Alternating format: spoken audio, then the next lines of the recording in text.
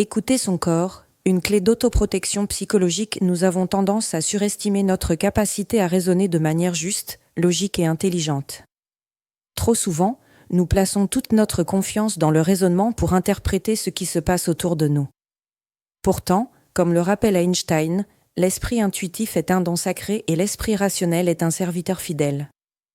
Nous avons créé une société qui honore le serviteur et a oublié le don.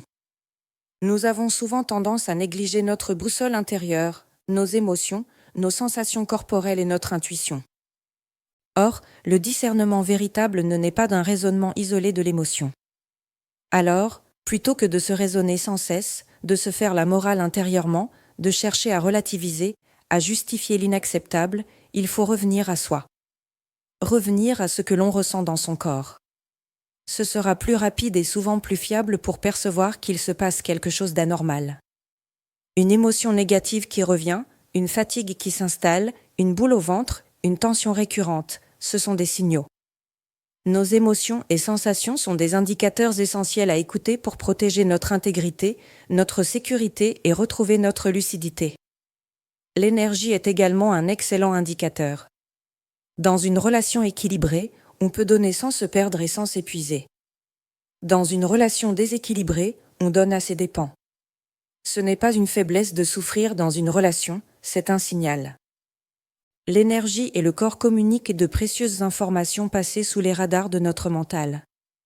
Notre corps ne sait pas mentir, notre mental, si. Contexte. Lors d'un coaching, j'ai accompagné Frédéric, un directeur de production dans une grande structure industrielle. Il me disait « J'ai l'impression que tout va bien, mais je rentre vidé tous les soirs. » Sur le papier, il avait un bon poste, une équipe compétente, des résultats solides. Mais à chaque réunion avec son directeur général, il sentait sa gorge se nouer et son attention se disperser sans comprendre pourquoi. Élément du diagnostic. Frédéric cherchait à se raisonner, à se convaincre qu'il dramatisait et que de toute façon, c'est pareil ailleurs. Mais cette sensation n'était pas exagérée, elle était juste, elle signalait une forme d'agressivité insidieuse et subtile qu'il subissait sans la nommer. Il avait négligé sa boussole intérieure, ses émotions, ses sensations corporelles et son intuition. Quelques-uns des axes de travail en coaching. Accepter d'écouter son corps et ses émotions sans minimiser. Reconnaître qu'une fatigue qui s'installe, une boule au ventre ou une tension récurrente ne sont pas des faiblesses mais des indicateurs. Se repositionner et poser un cadre relationnel plus clair et protecteur pour lui-même dans sa relation avec son DG. Quelques-uns des résultats obtenus. À partir du moment où Frédéric s'est autorisé à ressentir sans minimiser, il a pu nommer ce qu'il vivait et s'ajuster.